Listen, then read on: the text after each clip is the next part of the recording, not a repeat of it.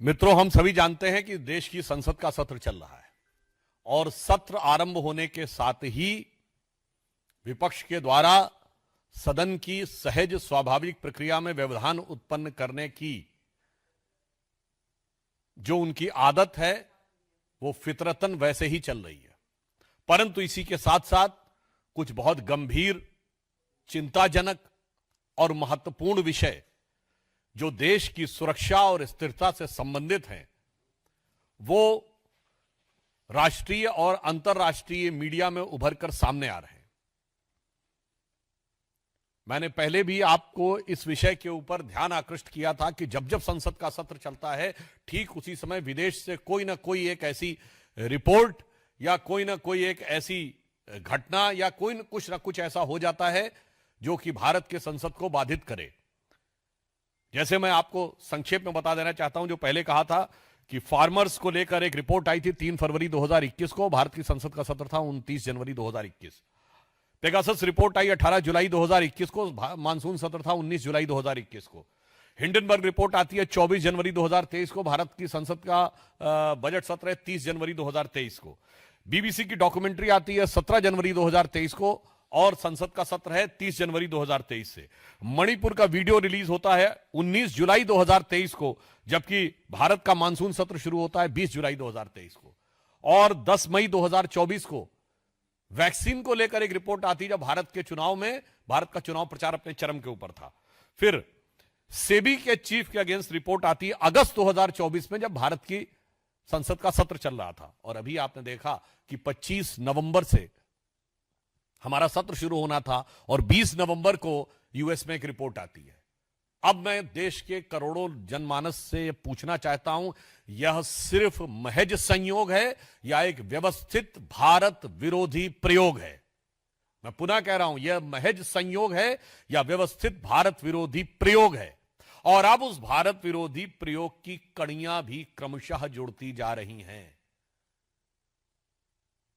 Organised crime corruption report के विषय में आप लोग पहले भी देख चुके थे। एक और गंभीर विषय प्रकाश में आया है।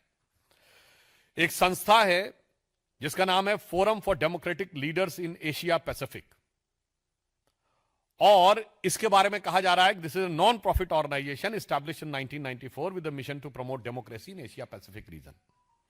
अब इसमें 4 लोग सह अध्यक्ष हैं। 4 लोग सह अध्यक्ष हैं और उसमें एक श्रीमती सोनिया गांधी जी भी हैं। जो लोग हैं उसमें फिलीपींस की कैरेजोन एक्विनो हैं, जो फॉर्मर प्रेसिडेंट ऑफ फिलीपींस हैं।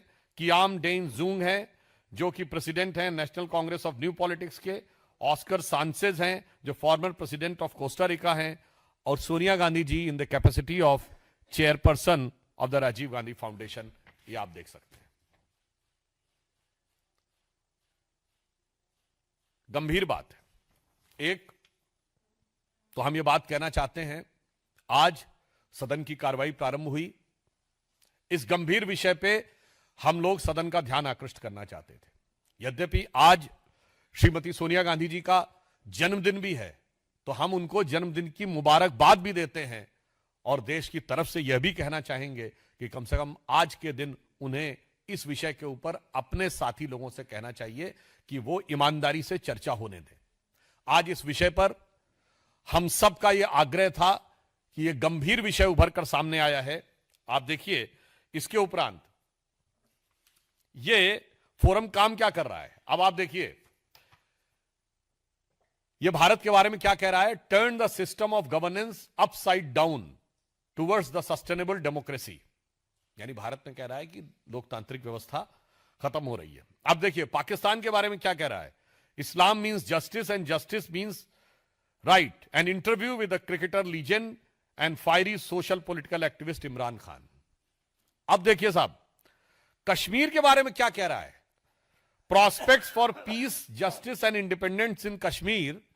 और इंटरव्यू किसका है। Interview with lieutenant general retired Nishan Ahmad, director institute of regional studies, Islamabad, Pakistan. Bharat में डेमोक्रेसी खत्म हो रही है और कश्मीर में जस्टिस होना चाहिए, उसके लिए पाकिस्तान के थिंक टैंक का इंटरव्यू है। अब आप इसका रहस्य समझिए। वेबसाइट पे प्राप्त जानकारी के अनुसार financial support by contribution from Soros Foundation. अब the dots seems to be connected.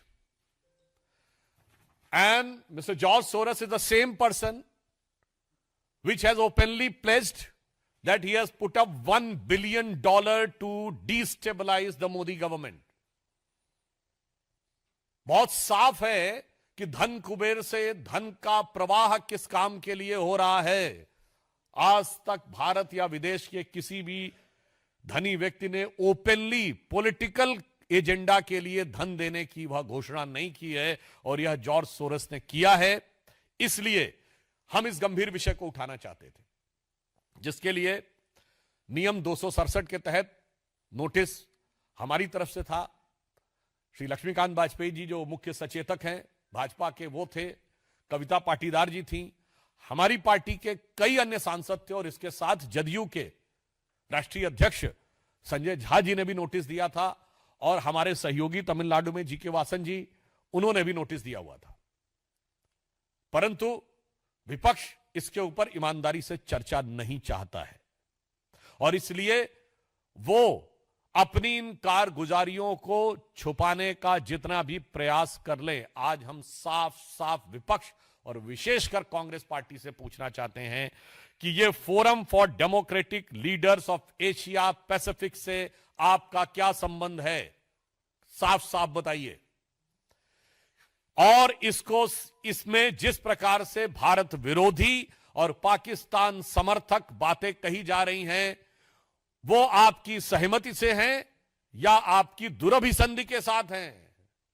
With your cognizance and coherence we want a clear cut answer. Third, इसमें क्लियर कट कहा गया है कि इस फोरम की फंडिंग जॉर्ज सोरस से हो रही है, सोरस फाउंडेशन से है, जिसके एक नहीं अनेक व्यवस्थित उदाहरण मौजूद है. जो उस दिन आपको अन्य प्रेस कॉन्फ्रेंस में भी बताया गया था कि सलील शेट्टी, जो कि उनकी फाउंडेशन के वाइस प्रेसिडेंट भी हैं, राहुल गांधी जी के साथ उनकी फोटो उपलब्ध है, जो वो अपनी तथाकथित भारत जोड़ो यात्रा में चल रहे हैं.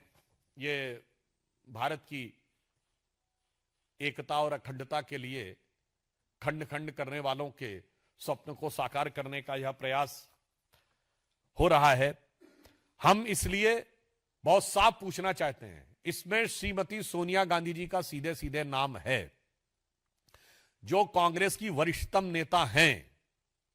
भारतीय जनता पार्टी का स्पष्ट रूप से मानना है कि जो कुछ घटनाएं जॉर्ज सोरेस, उनका ऑर्गेनाइजेशन और उनसे जुड़े हुए विदेशी संस्थान कर रहे हैं, वो भारत में अस्थिरता पैदा करने की एक देशद्रोह के समकक्ष साजिश है. It amounts to destabilise the nation and equivalent to treason. अगर ऐसे लोगों के साथ आपका संबंध है, तो मैं कांग्रेस के शीर्ष नेतृत्व से पूछना चाहता हूं, क्या आपका शीर्ष नेतृत्व देशद्रोहियों के साथ है? हमें साफ जवाब चाहिए. देशद्रोही शक्तियों के साथ आप पदाधिकारी बन के बैठे हुए हैं, उन संस्थानों में बैठे हुए हैं जिनसे सीधे पैसा आ रहा है, और वो लोग जो एलानिया कह रहे हैं कि वो भारत में अस्थिरता उत्पन्न करना चाहते हैं, और इसके लिए वो भारी मात्रा में पैसा दे रहे हैं. ये सोरस और कांग्रेस की दोस्ती क्या है? और इसमें सोनिया जी जो सबसे वरिष्ठ नेता है, उनके प्रति पूर्ण सम्मान के साथ पूछना चाहता हूं, उनकी भूमिका क्या है?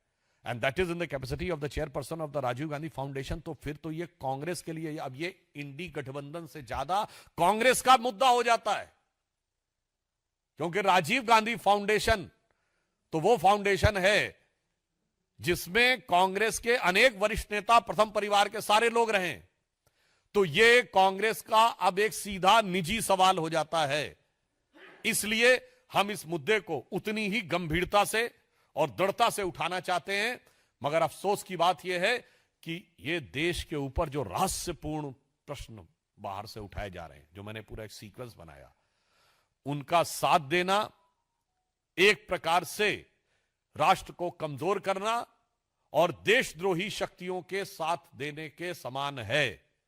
और यह बात मैं ऐसे ही नहीं कह रहा हूं, कांग्रेस का इतिहास रहा है विदेशी शक्तियों के साथ वो करने का। तो मैं सिर्फ हम अपनी बात नहीं कोट कर रहे हैं, विदेश की बात नहीं कोट कर रहे हैं, कांग्रेस के एक वरिष्ठ नेता की बात कोट कर रहे हैं।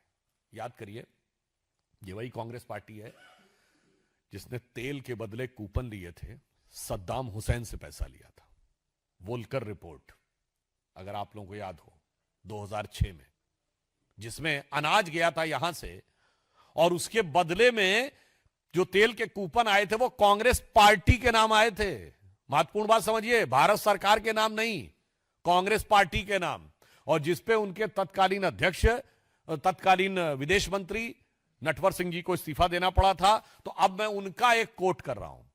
नटवर सिंह जी ने अपनी जो किताब लिखी है one life is not enough, उसमें उन्होंने 11 जुलाई 2006 को सोनिया गांधी जी को एड्रेस करते हुए साफ साफ विदेशी शक्ति के हस्तक्षेप की बात यूपीए सरकार के विदेश मंत्री ने स्वीकार की है। उन्होंने लिखा है, the other sources vary in the American infiltration in our intelligence agencies. America का हस्तक्षेप हमारी गुप्तचर सेवाओं में, the penetration is connived at by some of our own people whose relationship have well paid jobs in America. ये जो संबंध है ये हमारी पार्टी के कुछ ऐसे लोगों के द्वारा है जिनको बहुत अच्छा और मोटा आर्थिक लाभ अमेरिका से प्राप्त होता है। तो मैं कांग्रेस पार्टी से पूछना चाहता हूं, यह सिर्फ हमारा और सिर्फ भारतीय जनता पार्टी का ही आरोप नहीं है। आपके मरहूम विदेश मंत्री ने अपनी किताब में सोनिया जी को ही लेटर देके लिखा है, उस पर क्या कार्रवाई हुई थी। मतलब बहुत साफ है कि कांग्रेस का हाथ, जो कहते थे ना हाथ बदलेगा हालात, ये हालात देश के बद से बदतर करना चाहता है। और हम साफ साफ शब्दों में कहें तो कांग्रेस का हाथ विदेशी शक्तियों के साथ अब बिल्कुल साफ दिख रहा है। इससे पहले जो मीडिया रिपोर्ट आई थी फ्रेंच की, जिसपे हम लोग पहले भी कर चुके हैं, जिसमें कि कांग्रेस का इस प्रकार की संलिप्तता और संबद्धता साफ है और आज सर्वोच्च स्तर तक यह दिखाई पड़ा है। इसलिए हम अंत में कांग्रेस पार्टी से, इंडी गठबंधन से भी मैं सारे दलों से पूछना चाहता हूं, आप कांग्रेस की इस विदेशी संबंध की गुत्थी में साझीदार हैं या नहीं? और कांग्रेस पार्टी से पूछना चाहता हूं, आपके शीर्ष नेतृत्व का क्या संबंध है? और मैं सोनिया जी से भी विनम्रता से आग्रह करना चाहता हूं कि forum for democratic leaders in Asia Pacific, जो जॉर्ज सोरस से फंडेड है, उसमें आपने सह अध्यक्ष को प्रेसिडेंट का पद क्यों स्वीकार किया था और इसकी गतिविधियों के बारे में उन्हें देश को जानकारी देनी चाहिए। पर यह भी आश्वस्त करना चाहता हूं देश को कि अगर कुछ लोगों को यह गलतफहमी है कि विदेश में के आधार पर, विदेश की छांव लेकर, विदेश की आड़ लेकर वो भारत को अस्थिर करने का प्रयास करेंगे, तो श्री नरेंद्र मोदी जी के नेतृत्व में भारतीय जनता पार्टी और एनडीए और भारत की सरकार पूरी तरीके से भारत के हितों की रक्षा के लिए दृढ़ संकल्प है। और वो लोग जो अभी भी विदेश के ही आधार के ऊपर भारत में बदलाव का ख्वाब सजोए बैठे हैं, उनका ख्वाब नहीं पूरा होगा। उनके लिए यह पंक्ति कह के बात समाप्त करना चाहता हूं कि अपने वतन पर सदियों तक है रही हुकूमत गैरों की, लेकिन कुछ चेहरों पर अब तक धूल है उनके पैरों की। धन्यवाद।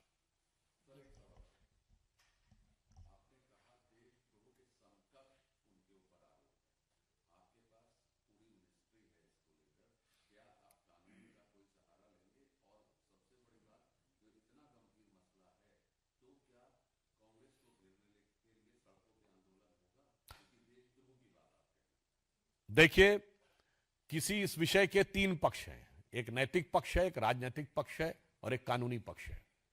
अभी हमने नैतिक और राजनीतिक प्रश्न उठाया है, संसद का सत्र चल रहा है, कांग्रेस के पास एक मौका है कि वो इस विषय पे अपनी सफाई स्पष्टीकरण दे। यदि वह उचित फोरम पे उचित तरीके से संतोषजनक उत्तर नहीं देते हैं तो फिर व्यवस्था के अनुसार जो नियम सम्मत कार्य होगा वो होगा। Mohit Bhatt, Times Now. The Congress has replied to this, and the Congress party in the parliament, they were again protesting what they have been protesting for past many days, but they say that the government is diverting from the issue of Adani and what they want to discuss in the parliament. That is why this issue has been brought up. They have no clear answers on what the questions that the BJP has asked since morning. How do you respond to protesting? There is a categorical documentary evidence available, और अभी अभी शायद ये भी पता चला है, you can verify, कि शायद वेबसाइट से भी इसको हटाने की जानकारी आ रही है, तो फिर और संबंध उजागर हो जाएगा अगर ये सच है तो। यहां पर मैं ये स्पष्ट करना चाहूंगा कि आपके संबंधों का स्वरूप न सिर्फ दिख रहा है, और महोदय मैंने तो आपकी सरकार के कैबिनेट मिनिस्टर को कोट किया है, और सवाल हमसे पूछ रहे हैं, यहां पर भी मैं उस विषय पे भी कहना चाहूंगा।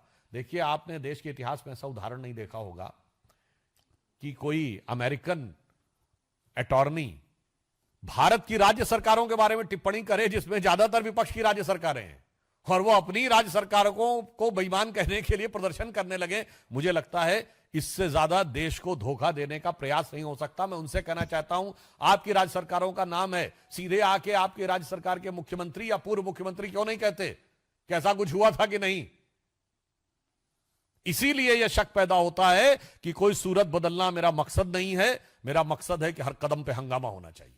निस्तुला हिंदू।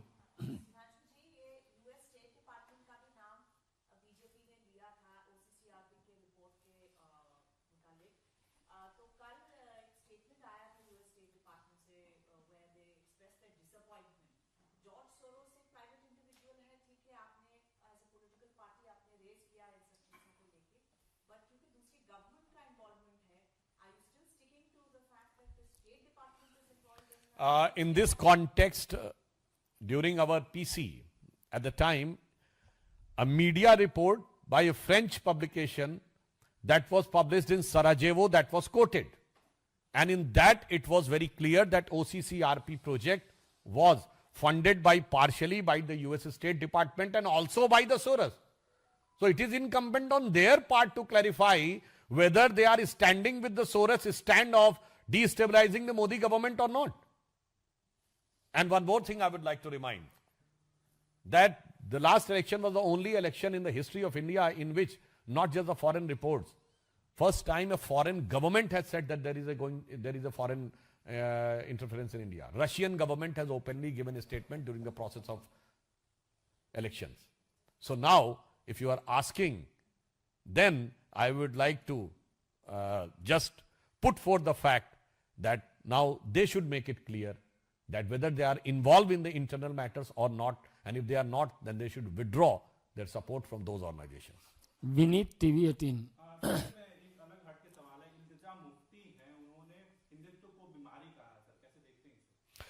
देखिए, मुझे लगता है कि ये एक बीमारी जो है वो पूरे देश में फैल गई है, और जो कुछ इल्तिजा मुफ्ती ने कहा है इसमें कुछ भी नया नहीं है। ये वही है जो डीएमके के नेता तमिलनाडु में बोलते थे, जो बिहार में लालू जी की पार्टी के लोग बोलते थे, जो उत्तर प्रदेश में सपा के लोग बोलते थे, जो कांग्रेस के लोगों ने कर्नाटक में बोला है। सतीश जारकीहोली उनके कार्यकारी अध्यक्ष रहे हैं, उन्होंने भी हिंदू शब्द के लिए एक गंदा शब्द कहा था, पीडब्ल्यूडी मिनिस्टर हैं। तो जो कुछ महबूबा मुफ्ती कह रही हैं वो इंडी गठबंधन की हिंदू विरोधी, भारत विरोधी सोच का एक बहुत निंदनीय उदाहरण है, और हम ये कह सकते हैं कि इल्तिजा मुफ्ती ने हिंदू धर्म के विरुद्ध बेअदबी की पूरी इंतहा पार की है, और इसमें कुछ नया नहीं है। ये वही है जो विपक्षी दल इंडी गठबंधन एक दूसरे के मुंह से कहलवाते रहते हैं। शैलेंद्र डीडे।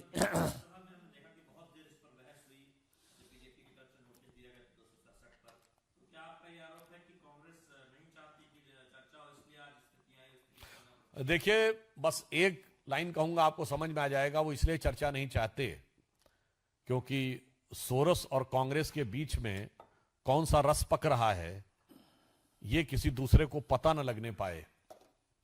शायद उनको ये डर लगता होगा कि इन सारी चीजों में इतना राज छुपा है कि बैठा हूं दिल में इतना राज छुपाए, जरा से होठ हिलें तो दिल डगमगाए। तो कहीं ऐसा ना हो कि कोई बात उभर कर सामने आए और उनके बीच की धरती हिलने लगे। अंतिम मगर हम प्रश्न- ये कहना चाहते हैं, ये राष्ट्र की सुरक्षा से जुड़ा हुआ मामला है, इस पे ईमानदारी से बहस होनी चाहिए। और जो प्रश्न पूछे गए, कांग्रेस को इसको साफ साफ स्पष्ट जवाब देना चाहिए। We want an unequivocal categorical answer. Mohit Times Now. Sir, आपने इंडिया अलायंस की बात की सर, जिस प्रकार से कल समाजवादी पार्टी के भी नेता उन्होंने राहुल गांधी के जो नेतृत्व क्षमता उस पर सवाल उठाया, शरद पवार ने ममता बनर्जी को एंडोर्स किया है और इंडिया अलायंस के पार्टनर से अपने नेता को एंडोर्स कर रहे हैं। साफ तौर पे इट्स क्लियरली सीन कि राहुल गांधी के ऊपर उनको बिल्कुल भी भरोसा नहीं है, कांग्रेस लीड नहीं कर सकती इंडिया अलायंस को। How do you respond to this? मुझे लगता है कि ये तथाकथित इंडिया अलायंस जो बना था, उससे पहले यूपीए था। आज तक ये अभी स्पष्ट नहीं है कि यूपीए का क्या हुआ है। उसको तिलांजलि दी जा चुकी है कि श्रद्धांजलि दी जा चुकी है, या वो अस्तित्व में है, पता नहीं। और अभी उससे पहले इंडी गठबंधन जो 2 साल पहले शायद बना था, और उसके दिल में आरजू थी कि वो सत्ता में आएगा, और उससे पहले ही उनका बिखराव दिखाई पड़ रहा है। तो मुझे लगता है ये बिल्कुल सहज है, स्वाभाविक है। केवल स्वार्थ और अंतर विरोध पे बने हुए गठबंधनों की नैसर्गिक परिणति यही होती है। और मैं कहना चाहूंगा, केवल एक फैक्टर था जिसकी वजह से वो सब एक आए थे, वो था एम फैक्टर। और अब उसी फैक्टर की वजह से उनके लिए आपस में एक दूसरे से प्रतिस्पर्धा शुरू हो गई है। वो एम फैक्टर क्या था? मोदी फैक्टर। वैसे आप लोग कुछ और भी सोच रहे होंगे, तो आपकी बुद्धिमत्ता पर मुझे पूरा भरोसा है। और इसी कारण से उनमें ये जो आपस में प्रतिस्पर्धा और संघर्ष है, ये सहज और स्वाभाविक है, और ये उनकी सहज परिणत है। तो एक लाइन कह दूं कि इस गठबंधन का तो कोई सिला ही नहीं, कौन किससे मिला है ये पता ही नहीं। और लाख चेहरे बदल के आ जाता हूं मैं, पर आईना कमबख्त झूठ बोलता ही नहीं। ये इंडी गठबंधन के दलों के ऊपर बिल्कुल साफ दिखाई पड़ता है। एक मिनट, दो करप्ट, एक मिनट।